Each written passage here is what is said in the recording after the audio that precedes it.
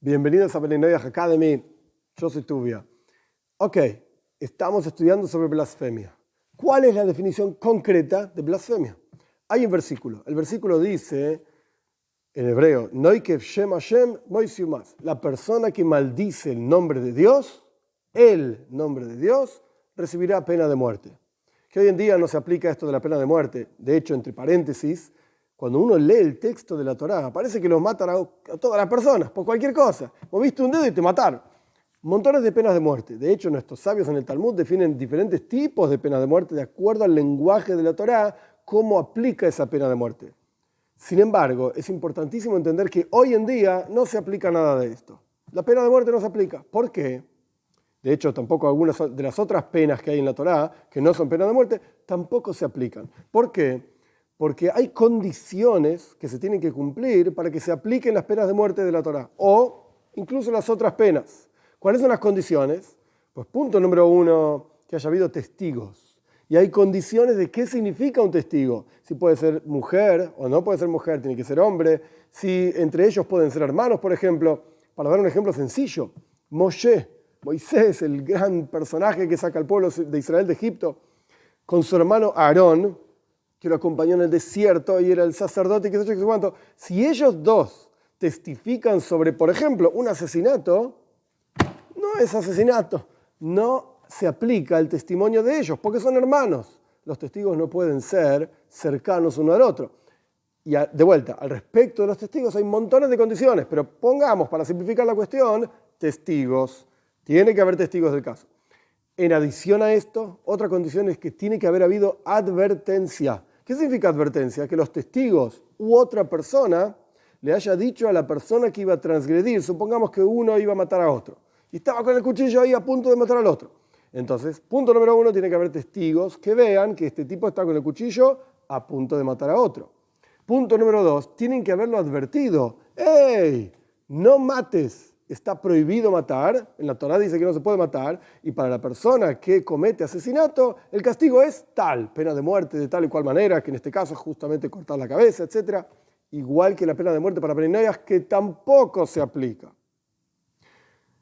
Y la persona que está a punto de matar tiene que haber escuchado la advertencia y haber dicho, a mí no me importa. O sea, no necesariamente tiene que producir esas palabras, pero la cuestión es que tiene que no importarle la advertencia y cometer el acto de asesinato. Ahora bien, si pasó más de 3-4 segundos entre que la persona escuchó la advertencia y efectivamente cometió el acto, en este caso, por ejemplo, de asesinato, pues hay que repetir la advertencia. La advertencia tiene que ser cercana en 3-4 segundos al acto.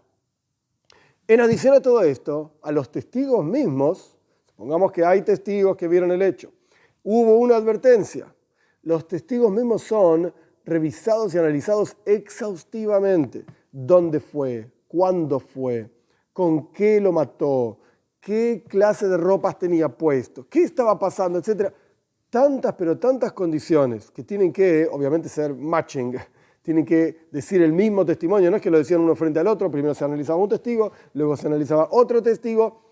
Tienen que ser tan específicas y tan difíciles las condiciones que prácticamente nunca se aplicó la pena de muerte que está mencionada en la Torá. Entonces uno podría decir, entonces ¿para qué está la pena de muerte si al final nunca se aplica? Para entender la gravedad de lo que la persona está haciendo. De hecho, en el caso específico de Bnei Noyaj, es tan grave el asesinato, el robo, etcétera, que reciben pena de muerte. Están atentando contra su propia razón de ser. Porque la idea de los preceptos del judaísmo para los no judíos es que tengamos una sociedad civil, que tengamos una sociedad tranquila, en paz, que todos podamos vivir éticamente, moralmente, etc. Cuando una persona mata, roba, etc., está atentando contra su propia razón de ser.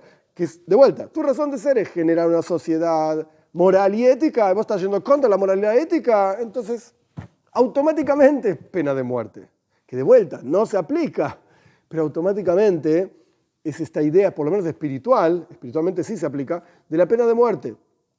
Ahora bien, el Talmud dice, para cerrar con esta idea de la pena de muerte, que un juzgado de 71 ancianos o 23 ancianos, no importa los detalles, que encontraba culpable a una persona de pena de muerte una vez cada 7 años, y hay una versión del Talmud que dice una vez cada 70 años, se considera un juzgado asesino.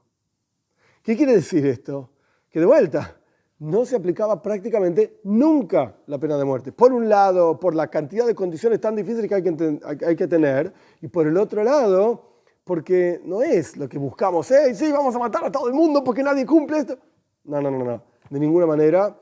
Esto, digamos, todo entre paréntesis para entender que hay un versículo en la Torá que dice que aquella persona que comete blasfemia, que ya vamos a definir, recibe pena de muerte. Pero esto, de vuelta, tanto para judíos como para Bnei Noyaj, no se aplica hoy en día concretamente el concepto de la pena de muerte.